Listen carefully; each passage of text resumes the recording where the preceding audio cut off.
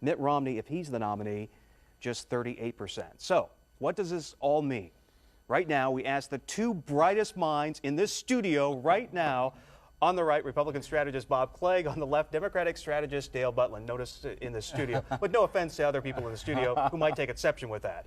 But welcome to both. Thank you. All right, so we've had a couple hours sleep. Sure. That was a very minor Mitt Romney win in the state of Ohio. I mean, very, very similar to what happened last week in Michigan. In both instances, you had situations where you had a Santorum surge that occurred a couple weeks ago, which put Romney way behind in both Michigan and in Ohio. And in both instances, he was able to work his way back. I think what's happening is the farther we're going along in this Republican primary, the more I think Republicans are starting to think about the fall. And I think that's why Romney's starting to be able to pull some of these big states out at the last 38%. minute. Well, a win, as Mitt Romney would say, a win is a win is a win. I mean, you know, in politics, winning means that you can, number one, continue on. That's the most important thing. But number two, it helps with fundraising and everything else. So Mitt Romney is the weakest Republican frontrunner since Bob Dole in 1996, and actually there are numbers to show that. Worse than McCain? Oh yes, but here's the thing. Mitt Romney, even though he's massively outspending his opponents, cannot put away such ragtag challengers as Rick Santorum and Newt Gingrich, for crying out loud.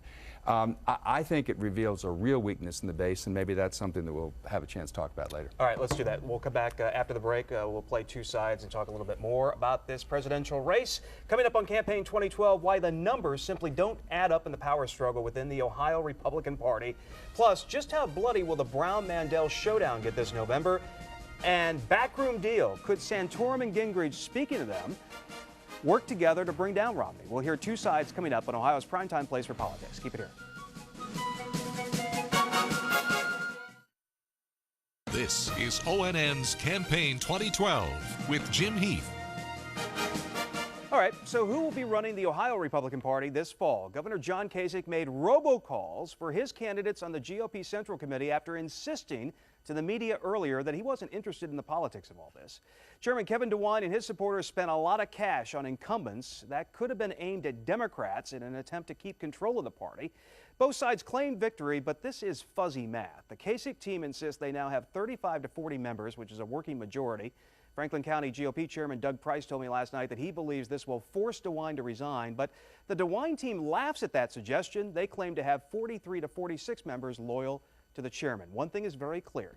When this GOP committee meets in April, it will be divided, contentious, and angry, not exactly the team effort you'd expect 7 months before the Republican presidential candidate must carry Ohio in order to win the White House.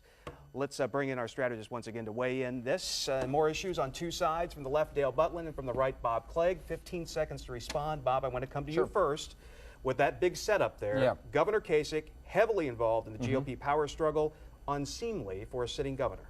oh my God, governors are involved in politics? I never would have believed that. You know, Strickland had the same problem with his leadership. He got some of the black Democrats upset when he was trying to put in his leader. Every governor tries to have their person in as chairman of the party, so it's typical. The real question is how much this internecine warfare is going to further dampen Republican enthusiasm and weaken the party in November. The turnout yesterday was roughly half what it was in 2008, and Kasich's war on the party chairman is not going to help. All right, second question here. Rush Limbaugh, let's bring him into the mix. Severely damaging GOP brand. Absolutely. That's one reason why the Republicans are hemorrhaging votes among women and independents. Equally damaging is the fact that none of the Republican candidates seem to have the cojones to stand up to Rush Limbaugh. You know, as George Will says, they all want to bomb Iran, but they're afraid of Rush Limbaugh. Maybe what they need, and I'll finish the thought after Bob finishes his. I give you more time. Yeah, if you get more time. I find it interesting, though, that we have selective outrage because Ed Schultz on MSNBC called Laura Ingraham, a conservative commentator, a slut a couple months ago, and we saw nothing in the media about how terrible that was and try to get his advertiser to boycott. All right, 15 more seconds. Limbaugh, he's controversial. Well, let me just, I mean, Rush Limbaugh's comments against a private citizen, a young lady who's a college student, for crying out loud. This is not some public figure. It seems to me that what Mitt Romney needs, to paraphrase John F. Kennedy's famous book, what voters are looking for from Romney is less profile and more courage. A college student, a law student who the Democrats wanted to use in a hearing that they gerrymandered up, and that the president felt like he had to grandstand on too, by trying to make a phone call to her, because, you know, they want to try to make this all about women, but all they really care about is the politics of it. Are you actually going to defend Rush Limbaugh's comments, No, or say I they're didn't not that no, bad? I didn't say he wants that, to put sex tapes online so he can watch. And you're going to defend, the guy comes out like okay, a pervert, Bob. and you're going to My defend God. Ed Schultz calling Laura Ingraham a slut because she's a public figure. She's not a private figure. Of course not. Oh, okay. Well, of Why course not? not on my All side I'm too. saying is So you just know what? Come down, down, Rush Rush Limbaugh. Limbaugh. Hear the bell. Oh, The come bell. on. No, I'm not afraid of Rush Limbaugh. We only pay the bell operator by the one bell at a time, and now we're into overtime.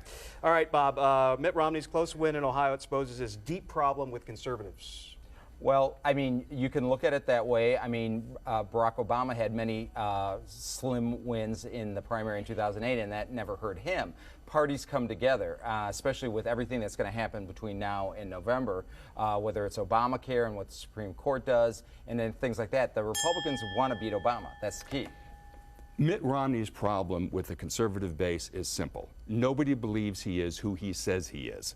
And then you've got the gaffes, his wife's 2 Cadillacs, his friends that have NASCAR teams, and all the rest. He's turning a perceived strength, his success as a business person, into a liability. All right, Dale, low turnout in Ohio exposes the lack of enthusiasm for the entire field, including the president.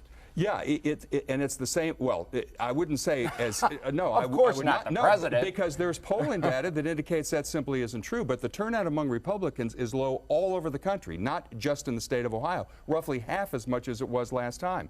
The NBC Wall Street Journal poll shows that Obama's now leading Romney by 9 points. I'll tell you how bad the president's got it. In Oklahoma, he only got 57% of the vote in the Democrat primary. So these are Democrats.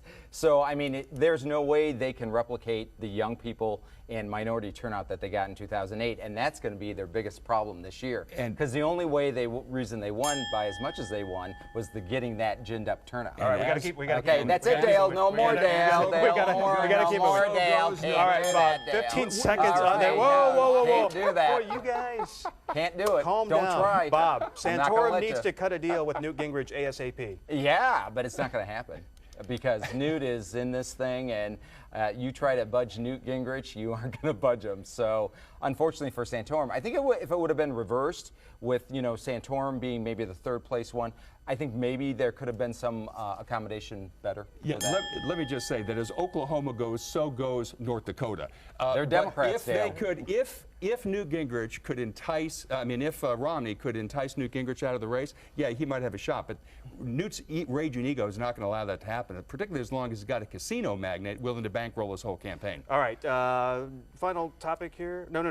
Here we go. Obama's handling of Iran, Dale, could play into a larger leadership issue for him this fall. I don't know how. Americans do not want another war. I know that there's never a war that Bob and his party don't want to fight. Americans are war weary. Obama's handling of Iran is pitch perfect. You keep the economic sanctions on, but stop beating the war drums. I find it ironic that Dale's saying that when Obama got us in Libya and on his own didn't ask for congressional approval. And I think this is this whole leading from behind strategy where somehow we're leaders in the world by not leading. And I think that's going to be a problem for him. Okay, the country will be watching the presidential race in Ohio. They'll also be watching probably one of the marquee Senate matchups between Sherrod Brown and Josh Mandel. Spoke to both of them, and here's a bit of what we can expect. The main 3 issues we're going to talk about in our campaign is jobs, jobs, and jobs. And that's where my discipline from the Marine Corps comes in handy, because they're going to try to take me off that message. Sherrod Brown's going to want to talk about everything except jobs because of the abysmal record he has on that issue. But we're going to stay there. We're going to stay disciplined and keep on that message of job creation, economic growth. I think we know of my opponent's campaigns have always been highly personal, partisan, and negative, and we know that They've already spent $4 million against me in negative, but I'm going to run. My campaign's about issues. I've always been elected by making the contrast. Here's where I stand. Here's what my opponent does. But mostly, I'm doing my job as a senator in the next 8 months. All right, Bob, this is going to be a very clean campaign. Well, I mean, it's going to be a race where we're going to talk about the facts, and if it's viewed as being negative, I mean, the facts are negative. Problem is, Sherrod Brown has been in office 40 years. I mean, I was in school when he was first elected. I couldn't even vote. And that guy has been in office for 40 years. And the problem is Josh Mandel wasn't in office 40 minutes before he started running for the next one. His campaign will ensure this is an ugly race. He can't talk about his record, Josh Mandel, so he's going to try to slime Sherrod's. It's not going to work. Josh Mandel was born with a filing fee in his hand. All right. On that note, we will be right back here on Campaign 2012 in prime time. Be right back.